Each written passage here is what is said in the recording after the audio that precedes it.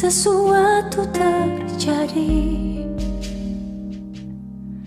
Ku percaya semua untuk kebaikanku. Bila nanti telah tiba waktumu, ku percaya kuasa-Mu memulihkan hidupku. Waktu Tuhan pasti. Shalom untuk anak didik kami sekalian. Baik, selamat pagi anak-anak. Apa kabarnya hari ini? Semoga Tuhan masih menyertai kita dan kita selalu menjaga kesehatan di tengah-tengah wabah COVID ini. Baik, saya harap kalian semua sehat dan keluarga kalian juga sehat. Baik, di sini Bapak akan menjelaskan atau mengajarkan kepada kalian tentang doktrin Roh Kudus atau pneumatologi. Baik, sebelum itu Bapak akan memperkenalkan diri Bapak. Nama Bapak Stefan Dardipkan Dositorus, alamat Bapak di Sidamani, Simalungun. Baik, langsung saja. Tetapi sebelum kita memulai pelajaran kita, mari kita berdoa. Langsung saja kita berdoa. Bapak yang akan memimpin doanya. Mari kita bersatu dalam doa. Terima kasih Bapak, terima kasih Yesus, terima kasih Roh Kudus atas segala berkat dan karunia-Mu sampai pada hari ini Tuhan. Tuhan, kami bisa berkumpul di sini untuk mengadakan pelajaran kami Tuhan, atau proses belajar mengajar kami. Kiranya Tuhan berkati selalu kami, Kau lindungi kami Tuhan, Kau lindungi keluarga kami Tuhan, Kau berkati kami Tuhan. Ya Tuhan, semoga pelajaran hari ini bisa masuk ke akal dan budi kami Tuhan, agar kami dapat menerima dan menelaah semua pelajaran yang dibimbing oleh kami sendiri Tuhan. Kiranya Kau menyertai kami Tuhan di setiap kondisi kami Tuhan. Kiranya Kau berkati Tuhan. Kami adalah hamba-Mu yang tidak luput dari dosa. Kiranya Kau hapuskanlah itu agar kami mendapat pengampunan-Mu dan kami layak disebut sebagai hamba-Mu. Terpuji dan termulia nama-Mu hari ini sekekal sampai selama-lamanya. Dalam nama Tuhan Yesus Kristus kami berdoa dan mengucap syukur padamu. Haleluya, amin. Oke, baiklah, langsung saja kita mulai pelajarannya, yaitu tentang doktrin Roh Kudus atau pneumatologi. Baik, kata untuk Roh Kudus dalam bahasa Ibrani adalah ruah dan bahasa Yunani adalah pneuma. Jadi yang adalah kata netral itu, setiap kata ganti digunakan untuk menggunakan pneuma sewajarnya ada netral juga. Namun para penulis Alkitab tidak mengikuti tata bahasa, melainkan mereka menggantikannya dengan kata ganti maskulin yang ditujukan pada Roh Kudus. Penggantian kata bahasa yang memiliki tujuan kepribadian dari Roh Kudus. Baik, jadi pneumatologi ini adalah doktrin-doktrin Roh Kudus yang kita kenal dengan Roh Kudus itu yang ada dalam diri kita yang berasal dari Tuhan. Baik saja, dan di sini kita mulai saja personalitas dari Roh Kudus itu sendiri. Baik, Roh Kudus merupakan pribadi yang berbeda dari Allah Bapa dan Yesus Kristus. Tetapi Roh Kudus itu adalah ciptaan Allah yang lebih unggul dari manusia, atau yang lebih berkuasa dari manusia, tapi tidak lebih berkuasa daripada Allah. Baik, di sini saya akan bahas sifat-sifat dari Roh Kudus. Baik, yang pertama, Roh Kudus itu memiliki akal budi dan kecerdasan. Dikatakan bahwa Roh Kudus menyelidiki segala sesuatu di dalam 1 Korintus 2 ayat 10. Mari kita buka 1 Korintus 10. 1 Korintus 2 ayat 10. Baik, di sini dikatakan karena kepada kita Allah telah menyatakan oleh Roh, sebab Roh telah menyelidiki segala sesuatu, bahkan hal-hal yang tersembunyi dalam diri Allah. Baik, kata menyelidiki berarti meneliti atau menyelidiki sesuatu. Roh Kudus meneliti kedalaman Allah dan mengatakan pada orang yang percaya. Baik, yang kedua itu Roh Kudus memiliki pengetahuan. Jadi tidak manusia saja atau Allah yang memiliki pengetahuan, tapi Roh Kudus itu memang lebih unggul pengetahuannya dari manusia. Baik, tidak seorang manusia pun memiliki kesadaran atau pengetahuan dan pikiran Allah, tetapi Roh Kudus memahami pikiran Allah. Ayat itu kita dapat temukan dalam 1 Korintus 2. Kita buka kembali 1 Korintus 2 ayat 11. Baik, di sini dikatakan, siapa gerangan di antara manusia yang tahu apa yang terdapat dalam diri manusia selain roh manusia itu sendiri yang ada dalam dia. Demikian pula lah yang tidak ada orang yang tahu apa yang terdapat dalam diri Allah selain roh Allah. Ya, seperti itu. Dan kita masuk yang ketiga, itu Roh Kudus memiliki pikiran. Bahkan sebagaimana Roh Kudus mengenal Bapa, demikian pula Bapa mengenal pikiran Roh Kudus. Kata pikiran dari Yunani yaitu pneuma, berarti cara pikir, pola pikir, tujuan, aspirasi, perjuangan, dan secara jelas mengindikasikan bahwa Roh Kudus itu memiliki akal dan budi. Yang selanjutnya, Roh Kudus memiliki emosi. Emosi atau sensibilitas, memiliki perasaan, memiliki kesadaran dan kemampuan untuk memberi tanggapan pada sesuatu. Dan Roh Kudus ini memiliki emosi. Emosi bukan tentu langsung ke yang jahat ya, tapi emosi itu adalah sebuah perasaan hati, emosi bisa bukan saja bisa marah, emosi bisa menangis, ataupun itu emosi untuk berperasaan kepada sesama. Baik, pada sekarang Roh Kudus memiliki kehendak. Hal ini mengindikasikan ia memiliki kuasa yang berdaulat dalam pemilihan dan keputusan.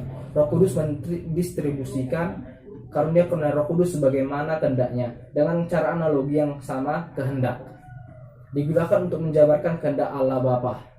Sebagaimana Bapa memiliki kehendak, demikian pula Roh Kudus itu sendiri. Baik, kita masuk ke poin yang kedua, yaitu posisi Roh Kudus. Jadi posisi Roh Kudus ini ada dalam setiap diri kita, dan posisi Roh Kudus ini telah dianugerahkan Tuhan untuk Roh Kudus untuk manusia. Baik, langsung saja. Roh Kudus dapat didukakan. Roh Kudus dapat didukakan pada waktu orang percaya berdosa. Jadi jika waktu kita berdosa, maka Roh Kudus akan berduka saat itu, karena roh yang ada dalam diri kita itu sendiri tidak bisa untuk menghalau kita, atau kita tidak memilih Roh Kudus itu, melainkan memilih keinginan daging kita, dan itu mendukakan Roh Kudus dan hati Tuhan. Baik, yang kedua, Roh Kudus dapat dihujat. Penghujatan biasanya diartikan sebagai suatu melawan Allah Bapa dan Kristus juga. Tuhan Yesus Kristus dihujat pada saat itu. Sebelum dia disalibkan, dia dihujat karena dia membombardir atau merusakkan pedagang-pedagang atau bahan-bahan pedagang yang pada saat itu ada di bait suci Allah. Demikian Roh Kudus juga dapat dihujat sebagai berasal dari dihujat. Demikian pula Roh Kudus itu bisa dihujat. Penghujatan melawan Roh Kudus adalah pada saat karya Kristus disebut sebagai berasal dari setan. Padahal pada waktu itu Roh Kudus telah memberikan kesaksian tentang perjalanan Kristus sebagai yang berasal dari Allah Bapa. Baik, kita masuk poin yang baik, setelah Roh Kudus dapat dihujat dan Roh Kudus itu dapat ditolak. Ya, jadi bukan perempuan saja yang dapat kamu tolak atau laki-laki saja yang dapat kamu tolak, tapi Roh Kudus juga bisa ditolak. Dalam pembicaraannya melawan ketidakpercayaan orang Yahudi yang akhirnya merajam dia dengan batu sampai mati, Stefanus menuduh mereka sebagai orang tegar tengkuk dan tidak bersunat hati dan telinga, selalu menolak Roh Kudus. Kita buka ayatnya di Kisah Para Rasul 7 ayat 51.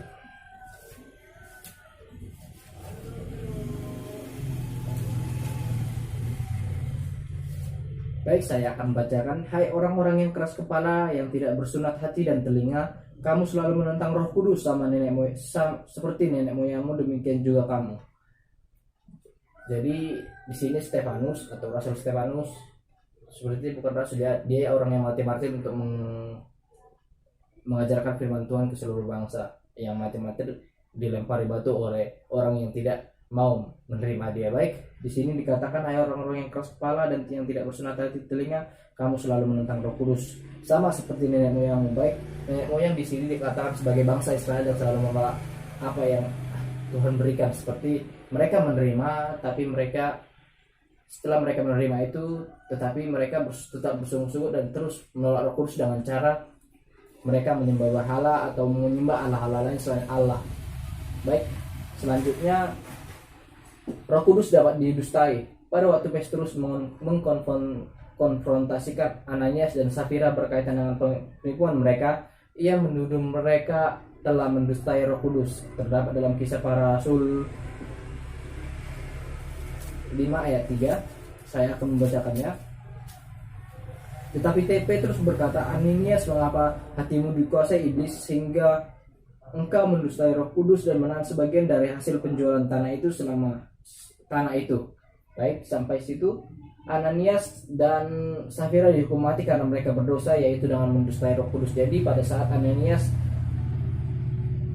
dikuasai iblis sehingga mendustai Roh Kudus dan Safira juga seperti itu, maka mereka dihukum mati karena mereka telah berdosa, yaitu mendustai Roh Kudus. Baik, kita sambung saja. Roh Kudus dapat ditaati ya. Yang sekarang Roh Kudus dapat ditaati. Di Kisah Para Rasul 10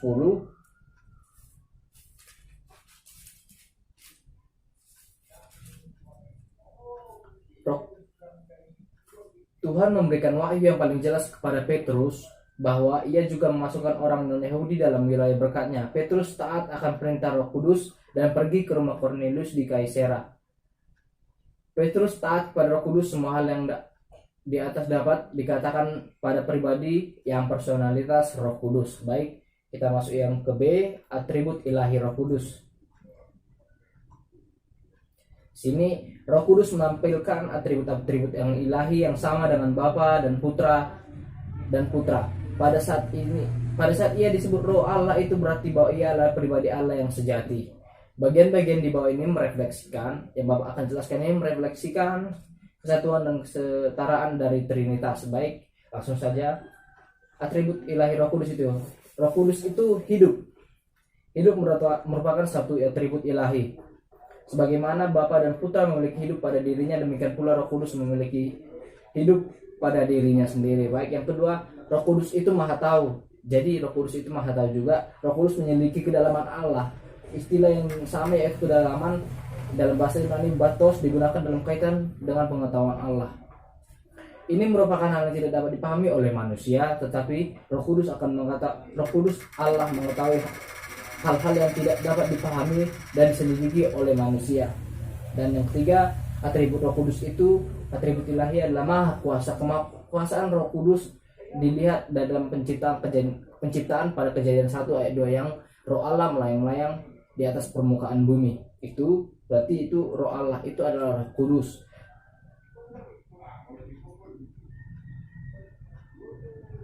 Dan di atas ciptaan seperti diperlakukan seekor ayam betina pada anak-anaknya, Roh Kudus memberikan kehidupan pada ciptaannya. Seperti itu pada saat penciptaan, Roh Kudus itu sudah ada bersama Allah. Setelah bumi diciptakan oleh Allah, Roh Kudus itu ada sebelum manusia diciptakan oleh Allah. Baik, yang terakhir, yang selanjutnya Maha Hadir. Roh Kudus itu Maha Hadir. Roh Kudus itu sama seperti Allah. Roh Kudus itu tetap mengikuti kita kemanapun kita pergi. Roh Kudus itu akan selalu ada pada kita. Jadi Roh Kudus itu selalu, karena berasal dari Allah, maka dia akan terus ada pada kita, dan kita selalu dibimbing oleh Roh Kudus. Tinggal kita saja manusia yang harus memilih mengikuti keinginan daging atau keinginan roh itu sendiri. Baik, yang selanjutnya Roh Kudus itu kekal. Roh Kudus disebut roh kekal. Melalui Roh kekal, Kristus menyerahkan dirinya sendiri tanpa celah pada Allah. Sebagaimana Roh Kudus mengambil bagian dari dalam kelahiran Kristus, dengan cara yang sama ia juga mengambil bagian dari kematian Kristus. Baik, yang selanjutnya kekudusan. Roh Kudus itu mempunyai atribut ilahi kekudusan. Jadi Roh Kudus itu adalah kudus dan tidak bercela dan tidak berdosa. Salah satu aspek penting dari kelahiran adalah bahwa Allah kudus, sama seperti dikhususkannya dan dipisahkannya dari dosa dan orang berdosa. Nama yang paling umum bagi roh adalah Roh Kudus, mengindikasikan oknum ketiga dari Trinitas yang memiliki atribut transenden ilahi ini. Dan tiga Trinitas itu adalah Allah Bapa, Putra, dan Roh Kudus. Baik, kita lanjutkan. Baik, atribut ilahi Roh Kudus yang selanjutnya adalah kasih. Roh Kudus adalah kasih dan menghasilkan kasih dalam anak Allah. Apabila ia tidak memiliki kasih sebagai atribut utama, maka ia tidak dapat menghasilkan kasih dalam diri orang percaya. Jadi dengan adanya Roh Kudus memiliki kasih, kita memilih Roh Kudus dalam hidup kita, maka kita akan menjadi orang yang penuh kasih, dan kita akan selalu mengikuti Tuhan, karena Roh Kudus itu selalu mengajarkan yang terbaik bagi kita. Baik, yang selanjutnya adalah kebenaran. Roh Kudus disebut roh kebenaran dalam Yohanes 14 ayat 17. Kita buka.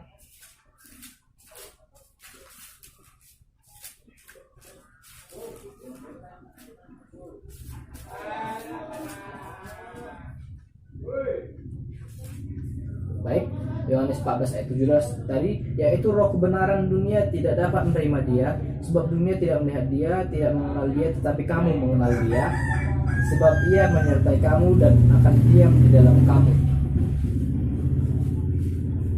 Jadi dengan adanya Roh Kudus ini, yaitu roh kebenaran, dunia memang menolak Roh Kudus, karena dunia adalah keinginan yang jahat dan ingin senang-senang saja.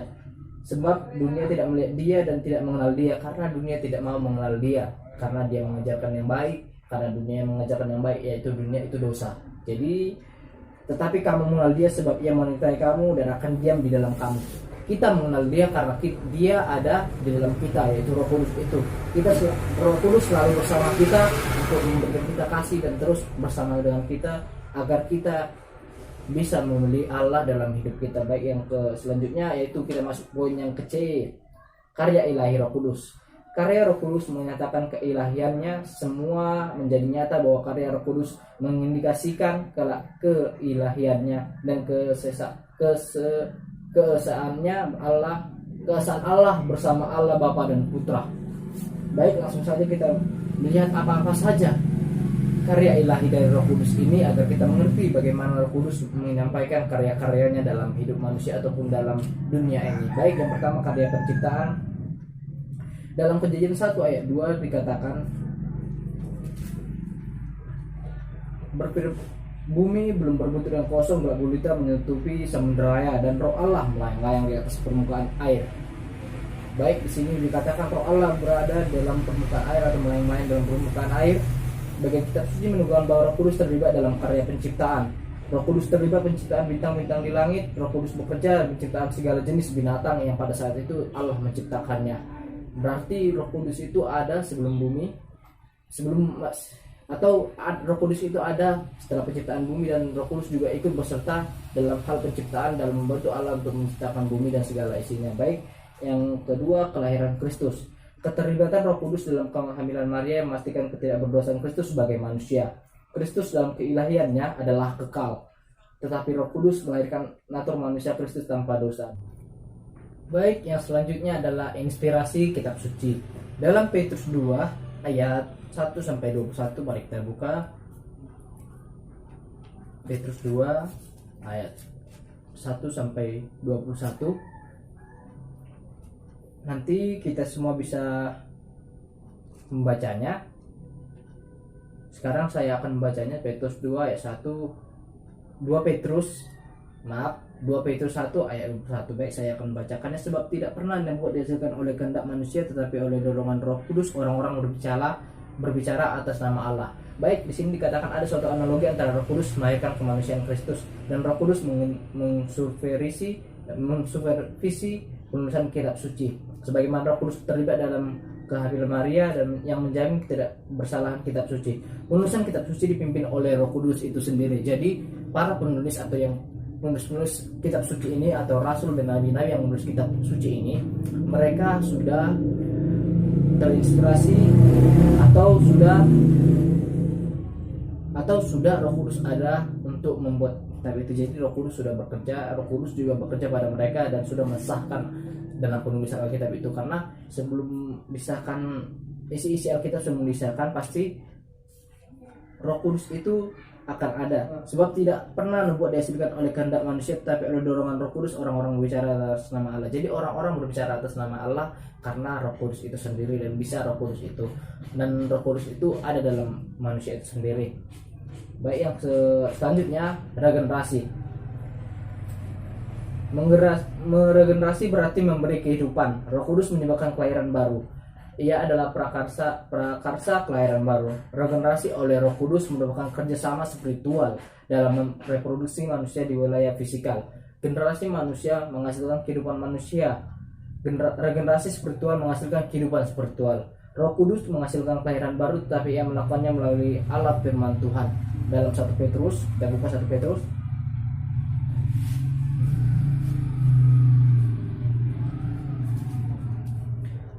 Kita buka 1 Petrus 1 ayat 23. Baik, demikian firman Tuhan, karena kamu telah dilahirkan kembali bukan dari benih yang fana, tetapi dari benih yang tidak fana, oleh firman Allah yang hidup dan yang kekal. Baik, di sini kata seperti itu, karena Roh Kudus menghasilkan kelahiran baru, tetapi ia melakukannya melalui alat firman Tuhan itu sendiri. Baik, yang selanjutnya Roh Kudus sebagai perantara dari karya ilahi. Roh Kudus ini adalah perantara. Kristus adalah perantara orang-orang percaya, demikian pula Roh Kudus adalah perantara orang-orang percaya. Baik, selanjutnya pengudusan. Ada 3 aspek yang dari pengudusan. Pertama, proposisional atau pemisahan yang terjadi pada waktu melalui Roh Kudus. Orang yang percaya bersatukan dengan Kristus lalu kemudian menjadi di dalam Kristus. Kita lihat 1 Korintus 1 ayat 30. Tetapi oleh Dia kamu berada dalam Kristus Yesus, yang oleh Allah telah menjadi kuat bagi kita. Ia membenarkan dan menguduskan dan menebus kita. Jadi Roh Kudus ini berperan dalam pengudusan kita sebagai orang-orang percaya. Baik, yang selanjutnya atau yang terakhir dari bahasan saya hari ini, penolong orang-orang kudus. Di teks ini Yesus berjanji kepada murid-murid akan memberikan seorang penolong yang lain. Penolong dalam kata ini para kleton yang berasal dari dua kata dua kata berjalan di samping dan dipanggil. Jadi seseorang yang dipanggil untuk berjalan di samping untuk menolong di dalam 1 Yohanes 2, saya buka 1 Yohanes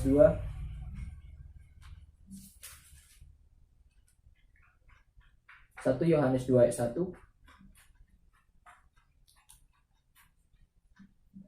Dikatakan di sini, anak-anakku, hal-hal ini kutuliskan kepadamu supaya kamu jangan berbuat dosa. Namun jika seorang berbuat dosa, kita mempunyai seorang pengantara dari Bapa, yaitu Yesus Kristus yang adil. Baik, di sini dikatakan Yesus berjanji kepada murid-murid akan ada seorang penolong yang lain. Penolong dalam arti penolong kita manusia, orang-orang yang percaya. Dan Tuhan Yesus memanggil orang-orang kudus yang masih berdosa atau parakletos, penasehat dalam kebanyakan versi. Dan seperti itulah karya ilahi Roh Kudus dalam hidup kita sebagai orang-orang yang kudus. Jadi Roh Kudus akan hadir menjadi penolong kita, lebih menjadi penolong kita dalam kalau kita sudah menjadi orang-orang kudus dan percaya kepada Allah. Baik, sampai sini penjelasan dari Bapak. Kiranya kalian dapat memahami segala penjelasan yang telah Bapak berikan. Jika ada tutur kata Bapak yang salah, kiranya kalian maafkan Bapak ya. Baik, akhir kata Bapak sampaikan kepada kalian, selamat siang dan kiranya Tuhan Yesus memberkati kita semua. Shalom anak-anak, selamat pagi. Nah, di sini Ibu akan melanjutkan materi dari Bapak Stefan Storus. Nah, sebelum Ibu melanjutkan materi, Ibu perkenalkan diri terlebih dahulu. Perkenalkan, nama Ibu Christine Febriana Pakpahan. Nah, di sini kita akan membahas tentang representasi Roh Kudus atau yang disebut juga dengan penggambaran Roh Kudus. Nah, di sini ada beberapa deskripsi tentang penggambaran Roh Kudus, yaitu yang pertama pakaian. Nah, pakaian. Nah, setelah kebangkitannya, Yesus memerintahkan para murid untuk menunggu di Yerusalem. Di mana pada Lukas 24 ayat 49 tertulis, dan aku akan mengirim kepadamu apa yang dijanjikan Bapakku. Tetapi kamu harus tinggal di dalam kota ini sampai kamu diperlengkapi dengan kekuasaan dari tempat tinggi. Nah, di sini ada kata diperlengkapi. Nah, yang dimaksud dari arti diperlengkapi yaitu dijelaskan dalam teks dengan perasa dengan kuasa. Nah, di mana para rasul harus tinggal di Yerusalem sampai mereka diperlengkapi atau dipakaikan kuasa oleh Roh Kudus. Nah, kedua, merpati. Nah, pada baptisan Kristus, Roh Kudus turun seperti merpati. Apakah itu merpati sungguhan? Ya, tentu itu merpati sungguhan, yaitu roh itu adalah roh Allah. Roh Allah yang turun dari langit. Nah, yang ketiga, jaminan. Di dalam 2 Korintus 1 ayat 22, Paulus mengatakan bahwa Allah memberikan Roh Kudus dalam hati kita sebagai jaminan. Nah, Roh Kudus sebagai jaminan adalah simbol dari keamanan dan kepastian orang percaya dalam Kristus. Keempat, api. Nah, pada hari Pentakosta, lidah api dibagikan dan tinggal di atas para rasul. Nah, hal itu akan menunjukkan kehadiran Allah. Kejadian yang tidak biasanya ini, yaitu dengan turunnya Roh Kudus, merupakan bahwa Allah hadir dalam peristiwa itu. Nah, yang kelima, minyak. Minyak adalah tipologi dari Roh Kudus sebagaimana praktik di Perjanjian Lama, di mana pengurapan para imam dan raja-raja merupakan tipologi dari pelayanan Roh Kudus. Di Zakaria 4 ayat 1-4 mengilustrasikan signifikasi minyak sebagai tipologi. Minyak menggambarkan kuasa Roh Kudus dan menguatkan Yesua dan Jerubbaal untuk memimpin orang-orang dalam membangun bait.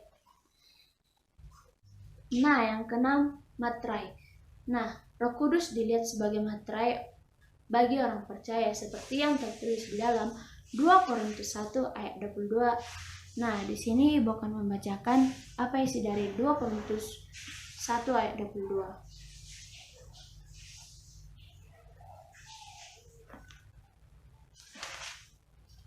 di sini Ibu akan membacakannya. Memeteraikan tanda miliknya atas kita dan yang memberikan Roh Kudus dalam hati kita sebagai jaminan dari semua yang telah disediakan untuk kita.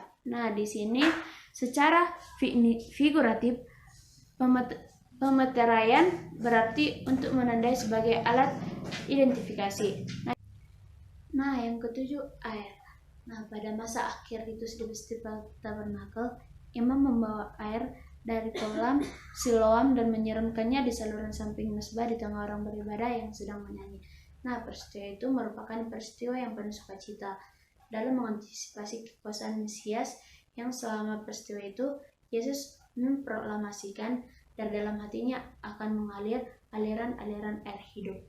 Nah, yang kedelapan, angin. Di mana angin merupakan presentasi yang paling alami Roh Kudus karena kata roh atau pneuma yang diterjemahkan angin, demikian pula roh. Nah, dalam penjelasan kelahiran baru Nikodemus, Yesus membandingkan kelahiran oleh Roh Kudus dengan angin. Nah, bisa kita lihat dalam Yohanes 3:8. Nah, di sini dikatakan angin bertiup kemana ia mau dan engkau mendengar bunyinya, tetapi engkau tidak tahu dari mana ia datang atau kemana ia pergi. Demikianlah halnya dengan tiap-tiap orang yang lahir dari Roh Kudus. Nah, di sini kelahiran baru merupakan karya kedaulatan Allah yang tidak kelihatan oleh mata, sebagaimana angin yang bertiup. Demikian pula kelahiran baru oleh Roh Kudus. Nah, poin selanjutnya yaitu pelayanan Roh Kudus dalam Perjanjian Lama. Sebelumnya, di Yohanes 3, Yesus menjelaskan kelahiran baru atau yang melibatkan regenerasi kepada Nikodemus, mengingatkan dia bahwa hal itu telah diajarkan di Perjanjian Lama.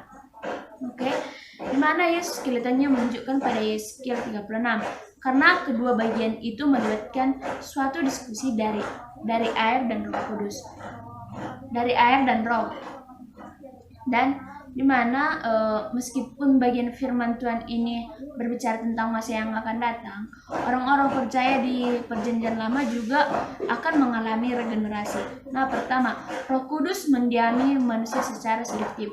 Nah, di Yohanes 4 ayat 16-17, Yesus mengindikasikan bahwa setelah Pentakosta, Roh Kudus akan memulai suatu pelayanan baru bagi orang-orang yang percaya yang tidak sama dengan di Perjanjian Lama. Nah, penekanan dari bagian itu adalah pelayanan baru tentang didiami atau kontras dengan Roh Kudus sekedar bersama dengan mereka dan bersifat permanen, sedangkan di Perjanjian Lama sifatnya selektif dan sementara. Yang kedua, kemampuan untuk melayani, di mana di Perjanjian Lama Roh Kudus diberikan pada waktu memilih seseorang untuk melaksanakan tugas tertentu, di mana kemampuan yang diberikan termasuk kemampuan untuk mengerjakan pekerjaan artistik untuk tabernakel dan bait suci, dan kemampuan untuk memimpin bangsa diberikan kepada Yosua, Otniel, Gideon, dan kekuatan secara fisik diberikan kepada Simson.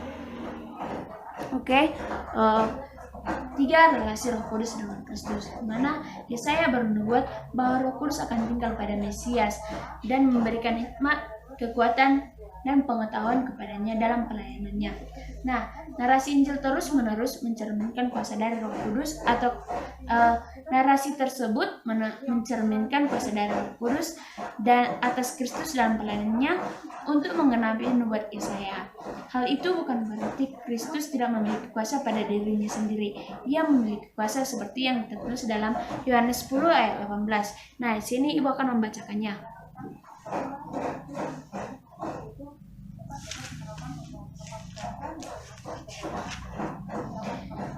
Beginilah firman Tuhan, tidak seorang pun mengambilnya daripadaku, melainkan aku memberikannya menurut kehendakku sendiri. Aku berkuasa memberikannya dan berkuasa mengambilnya kembali.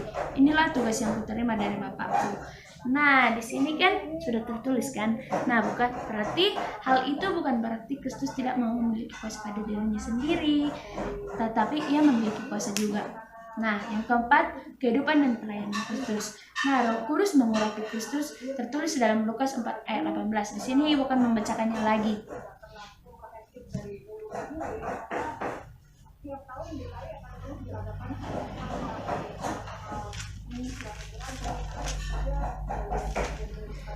Lukas 4 ayat 18, beginilah firman Tuhan. Roh Tuhan ada padaku, oleh sebab ia telah mengurapi aku untuk menyampaikan kabar baik kepada orang-orang miskin, dan ia telah mengutus aku. Nah, di sini mengindikasikan Kristus diurapi oleh Roh Kudus saat pembaptisannya. Ketika itu Roh Kudus terlihat atas Kristus. Turunnya Roh Kudus atas Yesus menggenapi nubuat. Sebagaimana hanya seorang raja diurapi dan para imam diurapi. Tindakan mengurapi meliputi kuasa. Dalam hal ini Roh Kudus mengurapi diri sendiri dan memberi kuasa pada Kristus untuk pelayanan. Oke, poin yang selanjutnya itu poin terakhir yaitu dosa melawan Roh Kudus. Oke, di sini meskipun kitab suci berbicara tentang dosa melawan Roh Kudus sebagai memadamkan, nah bisa kita lihat dalam 1 Tesalonika 5 ayat 19. Nanti kan juga punya pantau banjir. Pantau banjir kita bisa melihat apa yang Pemprov DKI sudah lakukan. Kesiapan pompa, misalnya atau pengerukan yang kita lakukan itu juga sudah. Nah, di sini tertulis janganlah padamkan roh. Nah, di sini sudah terbuktikan di mana kita tidak bisa melawan Roh Kudus. Oke, namun di mana mewujud Roh Kudus yang biasanya ada dalam pikiran kita pada waktu dosa melawan Roh Kudus disebut. Dalam membahas dosa melawan Roh Kudus atau Matius 11 ayat 31 sampai 32, di sini Ibu akan membacakannya.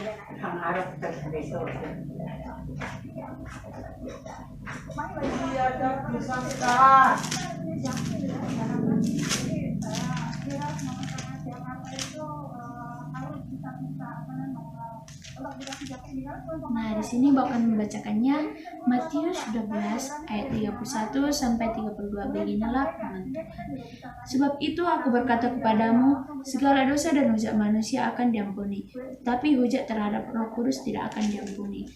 Apabila seorang mengucapkan sesuatu menentang Anak Manusia, ia akan diampuni, tetapi jika ia menentang Roh Kudus, ia tidak akan diampuni di dunia ini tidak, dan di dunia yang akan datang pun tidak. Nah, di sini adalah penting untuk melihat dan mempertimbangkan latar belakang dosa yang dilakukan, di mana Yesus telah menyatakan dirinya sendiri pada bangsa Israel melalui pengajarannya dan mukjizatnya. Nah, jadi materi yang Ibu ajarkan, Ibu harap bisa dilanjut kembali ya. Oke, jadi sampai sini pertemuan kita. Selamat siang, shalom.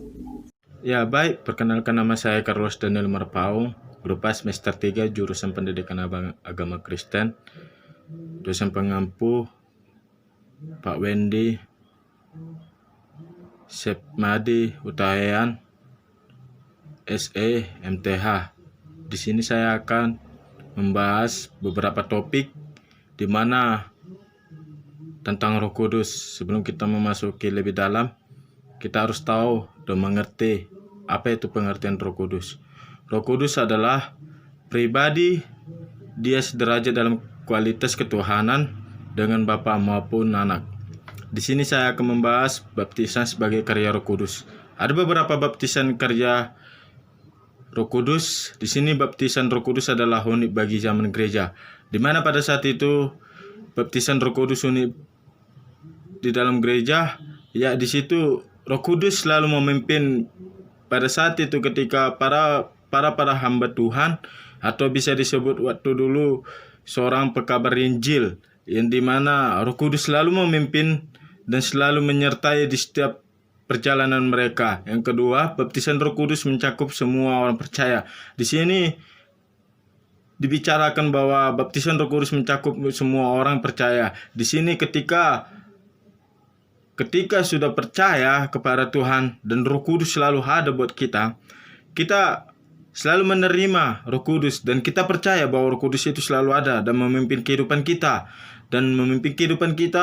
dan selalu memberikan jalan dan memimpin di setiap kehidupan kita dan apa yang menjadi kehendak Tuhan, dan disitulah Roh Kudus selalu bekerja dan memberitahukan bahwa ini seperti ini yang harus kamu lakukan.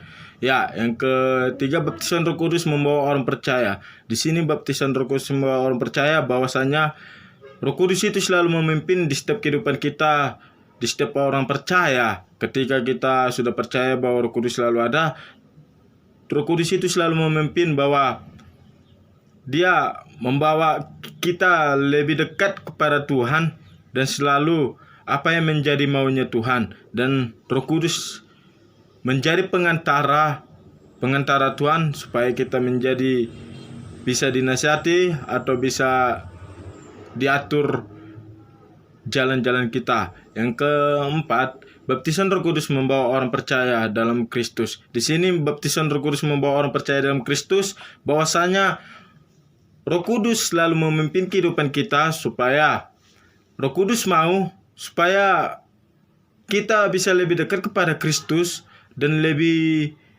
bisa berkomunikasi kepada Tuhan dan tidak jauh kepada Tuhan. Karena Roh Kudus mau supaya kita dapat diselamatkan oleh Kristus dan tidak jatuh ke dalam dosa lagi. Yang kelima, baptisan Roh Kudus bukan satu pengalaman saja. Di sini maksudnya baptisan Roh Kudus bukan satu pengalaman saja. Baptisan Roh Kudus memiliki suatu hal yang luar biasa dan membawa kehidupan kita dan menjadi orang percaya dan menjadi lebih dekat dari apa yang maunya Tuhan. Di sini saya akan membahas lagi penyertaan Roh Kudus. Roh Kudus adalah suatu karunia. Di sini dibicarakan bahwa Roh Kudus adalah suatu karunia. Memang betul ketika suatu karunia. Karena pada saat itu ketika Tuhan Yesus naik ke surga, sebelum dia mau naik ke surga, dia berbicara di dalam Kisah Para Rasul bahwa sebelum aku naik ke surga, aku akan menurunkan Roh Kudus supaya ada sesosok untuk menjadi pemimpin kalian. Bahwasanya ketika kita menjadi hal untuk mengabarkan suatu Injil, itu adalah suatu karunia. Bahwasanya Roh Kudus selalu ada ketika kita berjalan bersama Tuhan Yesus. Ya, yang kedua, Roh Kudus diberikan pada waktu keselamatan orang percaya. Ya, di sini memang betul ya, bahwasanya keselamatan, bahwa ketika di hidup kita ada Roh Kudus, dan ketika Roh Kudus selalu memimpin kehidupan kita dan menjadi lebih dekat, bahwasanya itu berbicara tentang keselamatan. Karena kenapa?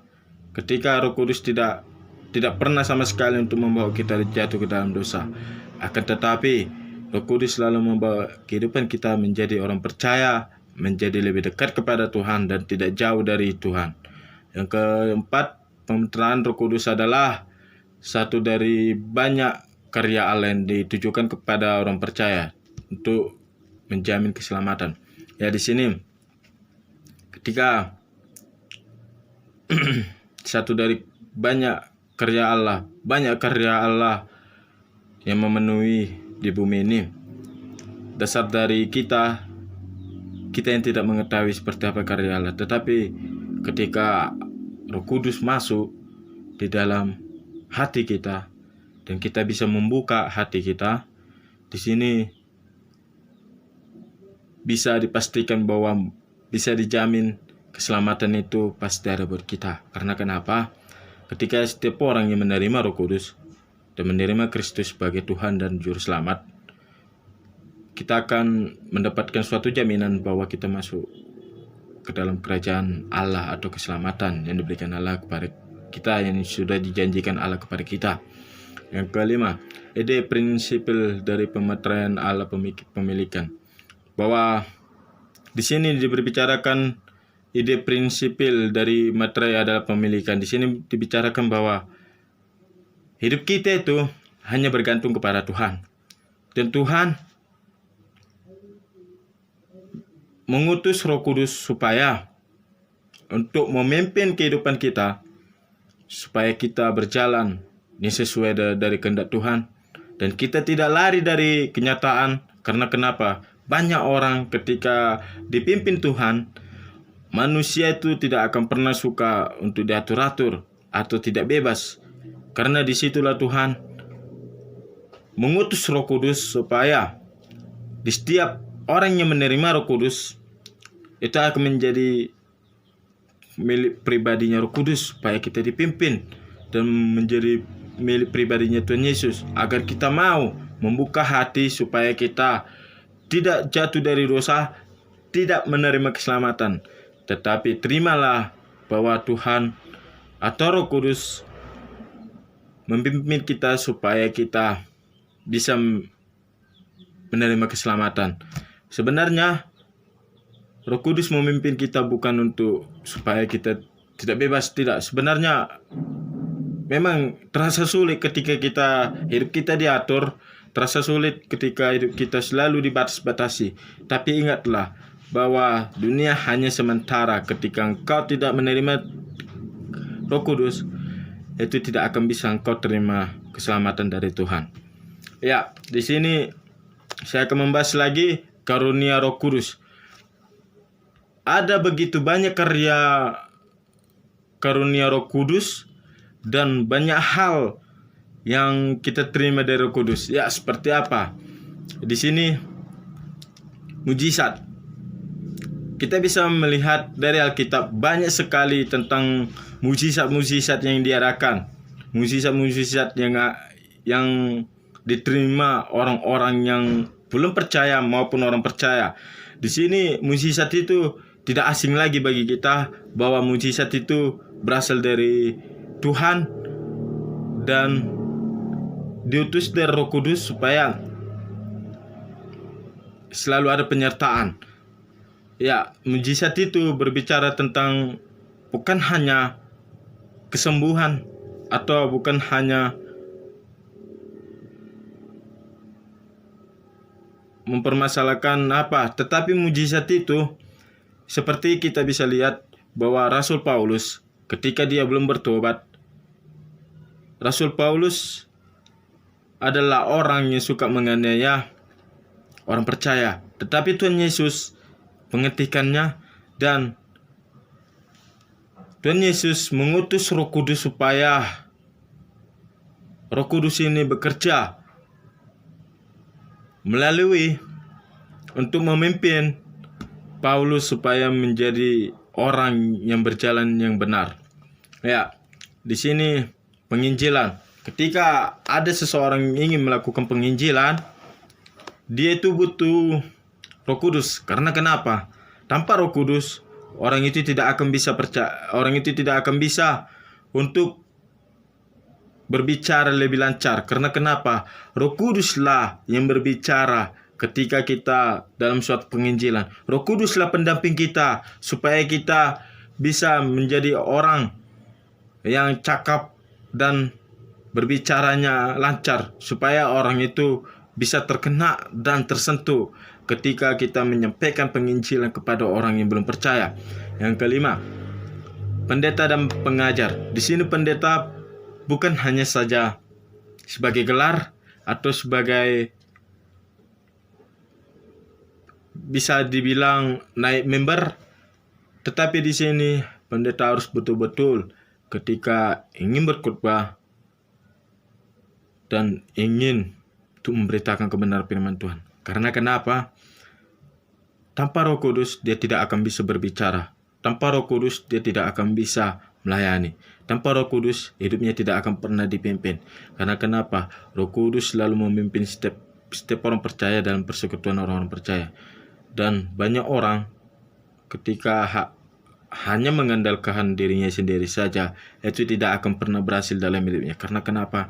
Tanpa Roh Kudus, hidup seseorang tidak akan pernah dipimpin dan menjadi orang yang selalu jatuh ke dalam dosa, yang tak pernah dan berulang-ulang kali ketika dia berjalan di dalam kehidupan dunia ini.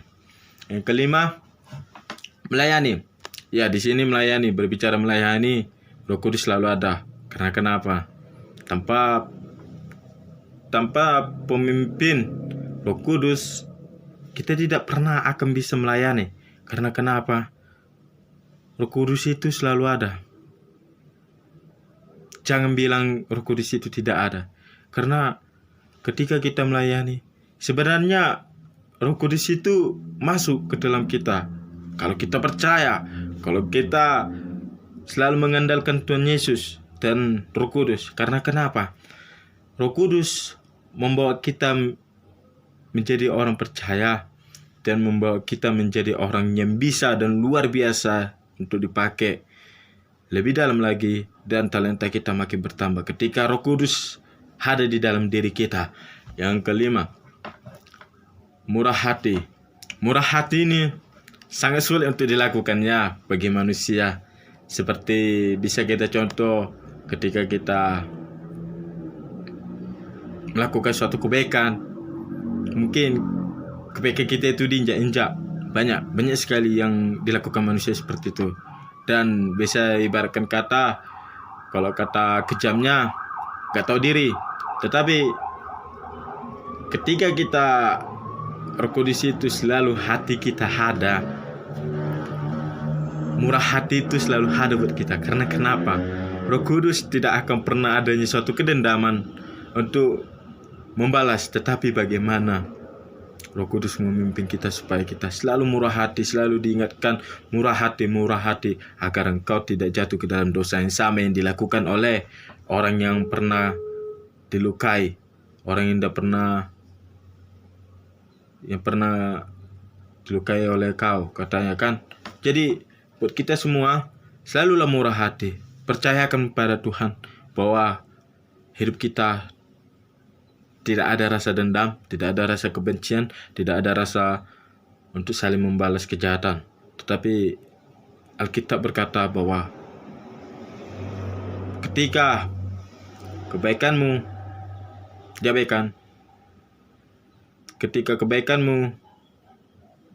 diabaikan, jangan pernah balas kejahatan, tetapi balaslah dengan kebaikan. Ya, yang selanjutnya memberi. Ya, memberi ini memang satu hal yang unik, satu hal yang benar-benar bisa yang dilakukan semua orang. Tetapi memberi ini apakah kita ikhlas atau tidak?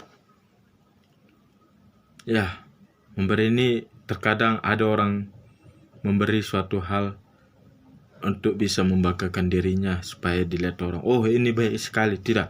Tetapi di sini memberi, Roh Kudus selalu mengajarkan kita bahwasanya kita harus memberi. Kita harus selalu memberi tanpa adanya suatu hal. Kudus selalu memberi supaya kita diajarkan untuk memberi, bahwasanya tanpa ada suatu hal yang untuk dibalaskan kepada kita, tetapi kita ikhlas untuk melakukan apa aja. Tetapi ketika kita memberi, kita ikhlas karena Roh Kudus sudah berbicara bahwasanya ketika engkau memberi, engkau akan mendapatkan apa dan berlipat ganda. Yang selanjutnya, memimpin. Di sini Roh Kudus selalu memimpin kehidupan kita. Percayalah, ketika engkau mengikuti suatu proses yang dipimpin oleh Roh Kudus, percayalah bahwa hidupmu akan tanpa adanya suatu hal yang saling balas-balasan ketika kita memberi. Jangan pernah ada berpikir seperti itu, tetapi berilah apa yang ada padamu dan lakukanlah itu supaya kau menjadi orang yang percaya dan bisa dilihat dan bisa menjadi berkat bagi orang lain. Jadilah menjadi berkat bagi orang lain dan menjadilah berkat bagi Tuhan Yesus Kristus. Yang selanjutnya, hikmat. Hikmat ini berbicara tentang suatu karunia yang diberikan Yesus Kristus, dan di dalam Amsal 1 ayat 7 dibicarakan bahwa takut akan Tuhan adalah permohonan pengetahuan, tetapi orang bodoh menghina hikmat dan didikan. Di situ dibicarakan bahwa orang bodoh menghina hikmat dan didikan. Karena kenapa? Orang bodoh tidak memakai hikmat yang diberikan Tuhan. Orang bodoh tidak memakai apa yang diberikan Tuhan. Tetapi orang yang takut akan Tuhan, dia memakai semua hikmat yang diberikan Tuhan dan menjadi orang-orang yang takut dan memberikan hikmat kepada orang lain, supaya hikmat yang diberikan Tuhan supaya bisa mengalir lagi. Karena hikmat ini berbicara tentang pengetahuan yang diberikan Allah. Tidak semua orang bisa mendapatkan nikmat, tetapi bagi orang yang setiap orang percaya dan takut akan Tuhan, itulah yang diberikan kepada kita dari Tuhan. Yang kelima, pengetahuan. Pengetahuan ini berbicara tentang seperti apa sih yang Tuhan mau. Pakai Tuhan kasih pengetahuan supaya kita mengerti dan bisa mengambil suatu tindakan. Apakah kita mengambil suatu jalan hal yang benar, atau sebaliknya mengambil jalan hal yang salah. Di sini kita harus putuskan seperti apa jalan kita, karena Tuhan sudah memberikan otak dan pengetahuan. Jadi pakailah itu ketika engkau mempunyainya.